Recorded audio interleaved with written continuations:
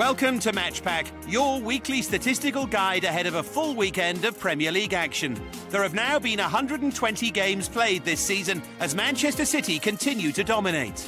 315 goals have been scored, 32 of which came last weekend, the second highest scoring match week of the campaign. There were 25 assists last time, the most since the opening weekend, bringing the overall tally to 227. And there's been yet another managerial change as Tony Pulis becomes the fifth departure of the season.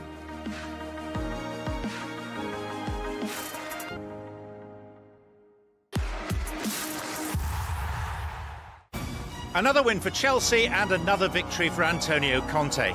The Blues' dismantling of a struggling West Bromwich Albion marked 50 league games in charge for the Italian, and in that time his Chelsea team have collected more points than any other side in the division. He also boasts a win percentage of 76%, better than any other permanent Chelsea manager in the club's Premier League history, and 10% higher than Jose Mourinho. I love his passion. I love the way he interacts with the fans. At Premier League clubs, especially big ones like Chelsea, the fans at times can feel detached from the team. So for him to involve them the way that he does, I just feel that it instantly makes him likeable. The Blues travel to Anfield in match week 13 and face a Liverpool side who, despite their midweek collapse in Seville, have won 3 straight league matches for the first time in the calendar year. Within their ranks, they also possess the Premier League's top scorer in Mohamed Salah. The Egyptian has 9 goals to his name, one more than 5 players who share second spot with 8. As the only non-recognised striker on the list, Salah's appearance may surprise some, but the former Chelsea man has also had more shots on target than any other player in the league. If Liverpool are to maintain their solid form of recent weeks against the champions, it's imperative that they remain disciplined in defence. Whilst their current run gives reason for optimism, they've still committed 20 errors leading to goals since Jurgen Klopp took charge. That's the 3rd worst record in the division in that time, behind only Crystal Palace and West Ham United, who are both in the relegation zone. Having watched Liverpool a lot this season, there's lots of individual errors that unfortunately the defenders are making, and that's highlighted because of the exceptional forward play that Liverpool have got. So they need to stop making individual errors, the centre-backs, the right-back, full-backs, but also it comes from, I think, having confidence in the goalkeeper, and there's been a lot talked about recently that maybe they haven't got that at Liverpool this season, so maybe that's something that they'll look to rectify in January. In Cesc Fabregas, Chelsea have one of the most creative midfielders in Premier League history. The Spaniard has made 323 appearances, winning titles with both Arsenal and Chelsea. He was heavily involved against West Brom last weekend, taking his Premier League assist tally to 110 with 2 in that match. Currently, he's second in the all-time assist table, behind only Ryan Giggs. Perhaps more impressive, though, is the locations of where his assists come from. Since the start of last season, Fabregas has 15 to his name, bettered only by Kevin De Bruyne and Christian Eriksen. And as we can see from the pitch map, the Spaniard's creativity is evident right across the park. He's been wonderful from his young days at Arsenal. I played against him on numerous occasions for various teams in the Premier League, and he was always somebody that you would try and shackle down because of the ability that he had to unlock defences. And it's his awareness of other people, because I think as Cesc, with all of us, the older you get, maybe you slow down slightly, but his brain is still in tip-top condition, and what he can do is see a pass. Despite Liverpool's frequently quoted defensive woes, they've conceded just 1 goal in their last 8 home league matches, collecting 18 points in the process.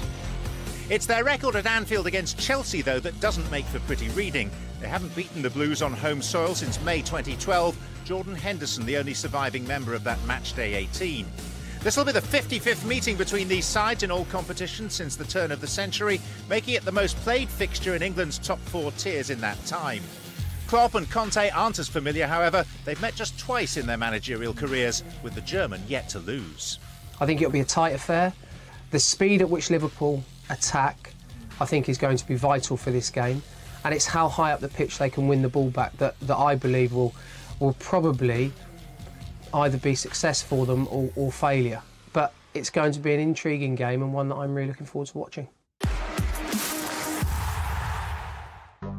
Following their 4-0 defeat by Chelsea, 17th placed West Bromwich Albion parted company with Tony Pulis earlier this week. The writing was on the wall for the Welshman, with the Baggies winless since the second match week of the season. As for this weekend's opponents, Tottenham Hotspur, their disappointing derby defeat to Arsenal leaves them with just one league win in their last 3. As the search for a new man starts, there's evidence to suggest that Pulis' dismissal was justified. He leaves behind him a poor run of recent results. In the last 21 games, they accumulated just 12 points, scoring only 13 goals. Well, I think if any team is struggling in the Premier League and are after a manager to keep them up, Tony Pulis is the man you turn to. You know, so the fact that they've parted company with him is a slight surprise. However, you know, results haven't been great for Tony Pulis and West Brom. 2 wins in 21 is a very alarming stat, and you know the fact that they haven't been playing well at the same time is disappointed the West Brom fans. So, you know, the board obviously felt it was time for him to move on. Tottenham's home fortunes are beginning to turn around. Since failing to win any of their first 3 games, they've been victorious in each of their last 3. It leaves them with a 50% win rate at home, a number they'll have to improve to mount a title charge. It was a 6-goal thriller when these two met back in April 2014. Stefan Sessegnon made it 3-0 to the Baggies after 31 minutes, but an own goal from Jonas Olsson, coupled with a spirited Spurs comeback,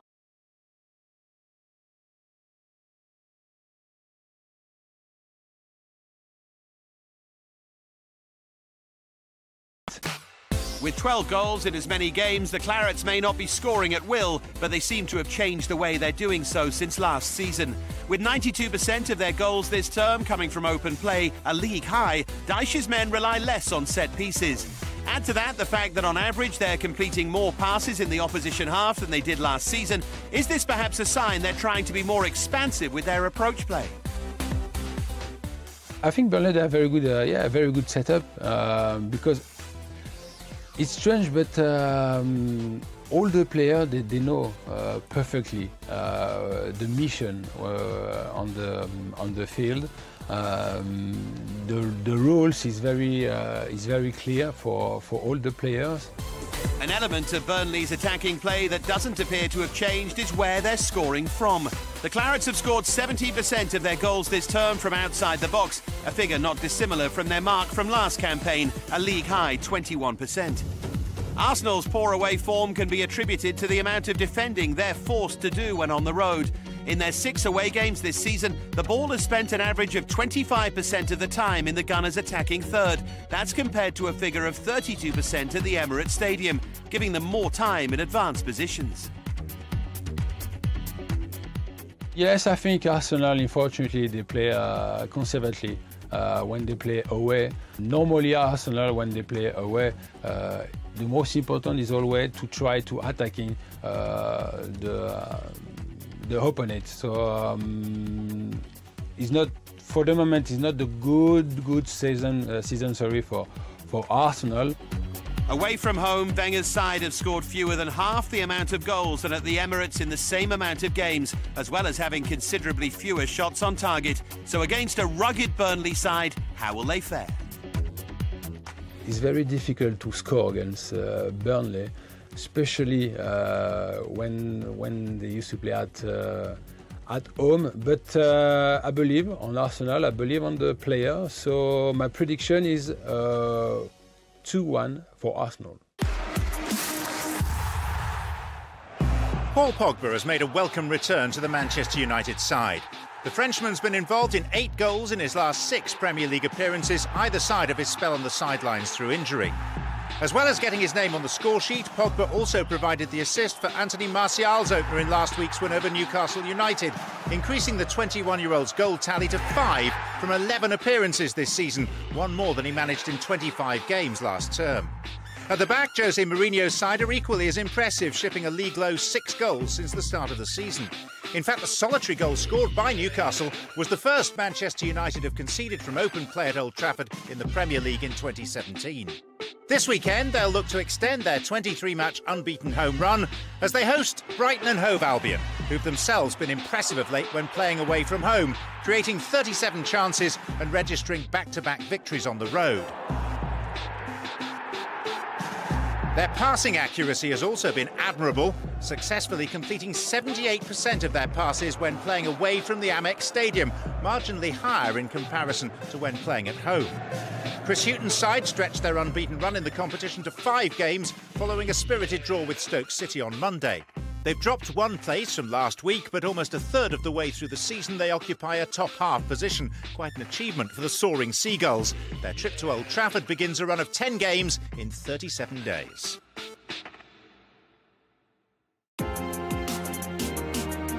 This week on Match Pack, we're asking which 2 players have scored a hat-trick of headers in a Premier League game since the competition began. Keep watching. We'll reveal the answer later in the show.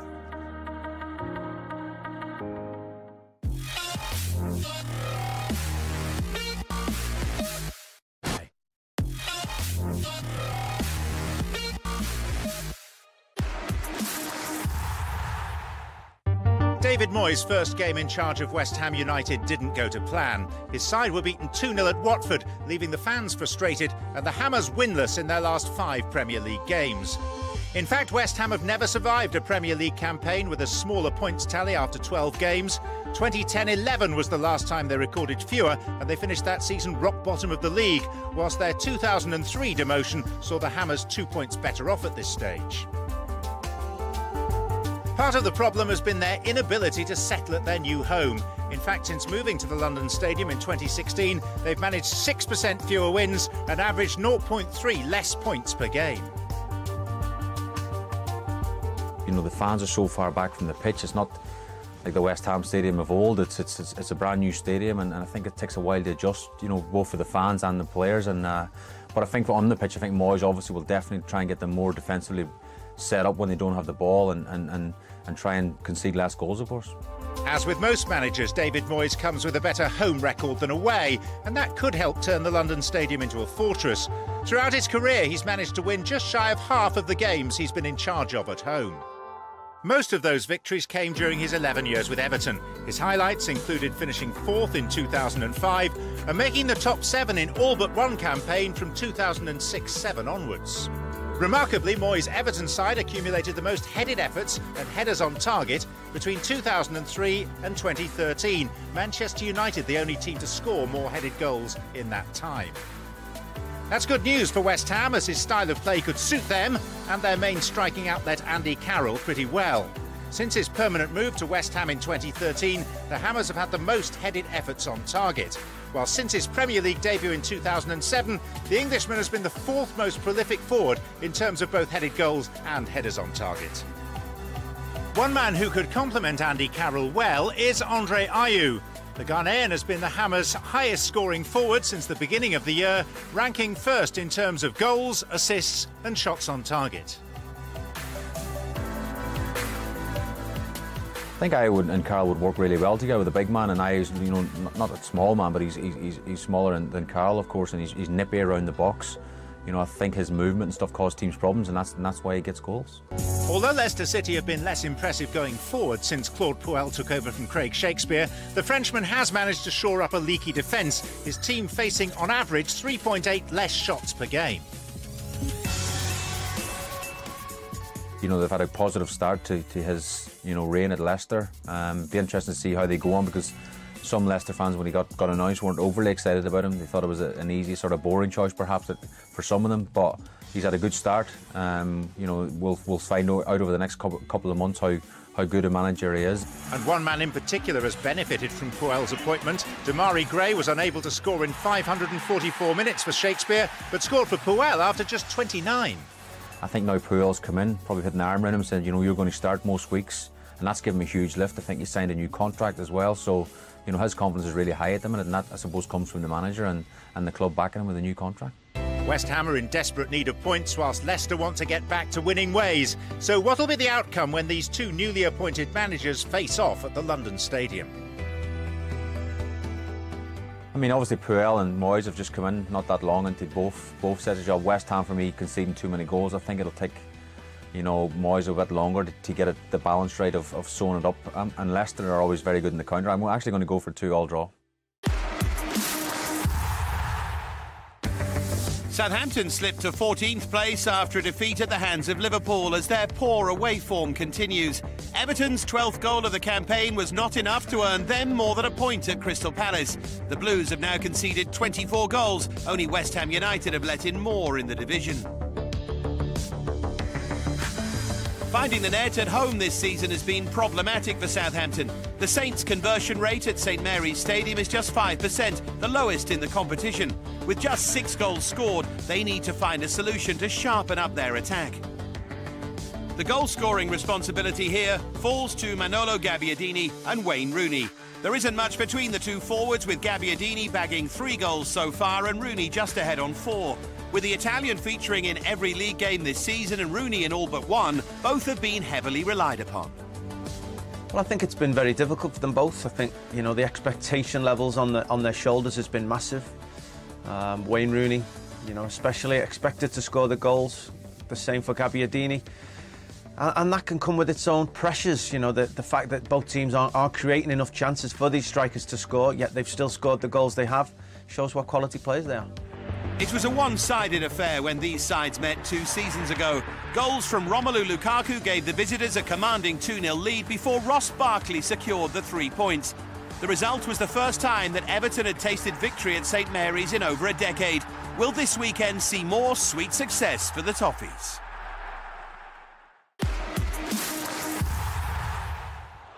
Newcastle United returned to the relative sanctuary of St James's Park this weekend, following a disappointing result away to Manchester United last time out. Under Rafael Benitez, the team have enjoyed success when playing at their own ground on a Saturday, winning 5 of their last 6 Premier League games. However, the last home defeat against Bournemouth, sandwiched between 2 away losses, means Benitez's men have just 1 victory in 7 league fixtures. And with a hefty schedule in December, including games against Chelsea, Arsenal and Manchester City, the Magpies will need to improve their form quickly if they're to avoid slipping down the table. Before all of that, they host a Watford side who've refound some of their confidence, especially when it comes to recovering the ball. Abdoulaye Doucouré leads the way among outfield players, winning possession back for his side a league-high 111 times.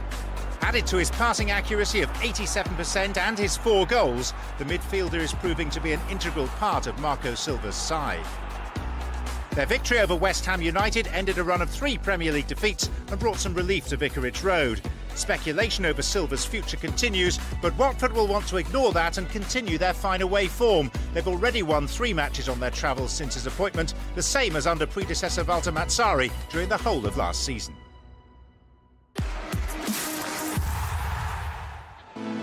The pressure is building on Swansea City head coach Paul Clement. His South Wales team have now lost their last 4 Premier League games. They haven't lost 5 in a row in the English top flight in their history. One of their biggest issues has been in front of goal. In 7 of their 12 fixtures, the Swans have failed to find the back of the net, with the side continuing to register the fewest shots and shots on target in the division this season. At the other end, there is at least some positivity, as they haven't let in 3 goals in a game since the second match of the campaign. And they remain the only team in the competition yet to let in a goal between the 61st and 75th minute. The own goal they conceded this season is their 11th since the start of 2015-16, more than twice as many as any other side. Bournemouth head to the Liberty Stadium boosted by the fact that Callum Wilson became the first Englishman to score a Premier League hat-trick this season, as his performance helped his team see off Huddersfield Town. The Cherries scored as many goals in Saturday's 4-0 win as they had in the 6 games prior to that. Eddie Howe's men showed their determination despite being reduced to 10 men before the break. Consecutive wins for the first time since April have moved Bournemouth out of the relegation zone and up to 13th. Their next challenge is to make it 4 wins in 5 Premier League games. And having put 3 past their opponents in their last trip to Swansea, once again the Cherries will look to put a fragile home team to the sword.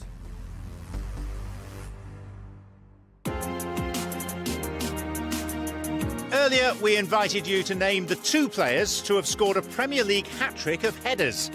The answer? Duncan Ferguson and Salomon Rondon. The Evertonian headed his way into the record books in 1997 against Bolton. Rondon matched the feat last season against Swansea. Despite still being rooted to the bottom of the table, Crystal Palace are showing signs of improvement, grinding out a 2-2 draw with Everton last time, with Wilfried Zaha proving to be a key figure for the Eagles. It was a similar scoreline for Stoke City, who failed to hold on for a victory that would have lifted Mark Hughes' side into the top half of the table. The Potters' shooting accuracy away from home this season is certainly a concern for Hughes. Just 26% of their shots have been on target when playing on the road, the 4th worst record in the competition, a significant decline in comparison to the 39% they averaged last season. If you're still getting the results you need, but you have less conversion, then that's fine. And up to now, Stoke have done okay away from home. It's the home form that's been a touch of a concern. And, I think Mark Hughes will be pretty happy with the way it's gone. In contrast, Roy Hodgson's side seem to have turned a corner.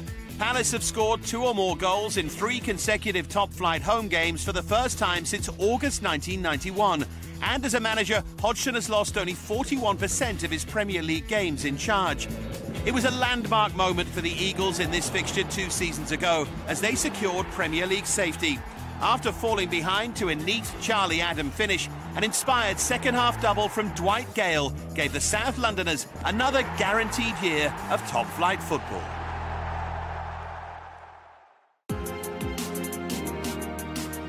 A Friday night kick-off between West Ham and Leicester gets match week 13 underway. 6 games on Saturday include Brighton's first Premier League trip to Old Trafford. Spurs welcome managerless West Brom. Sunday sees Everton head to Southampton, Burnley take on Arsenal, and Huddersfield host league leaders Manchester City. For the men between the sticks, it's been another electrifying season of great saves. These are the unsung heroes of the league, the generals of the penalty area, and when needs be, the last line of defence. Swansea's Łukasz Fabianski has been busy this season, leading the way by making the most saves. David De Gea boasts the highest number of clean sheets with 8, underpinning his world-class goalkeeping status. And it's been a debut season to remember so far for Nick Pope, with the highest save percentage in the league to his name. From Dave Farrar, me, John Champion, and the rest of the team, it's goodbye.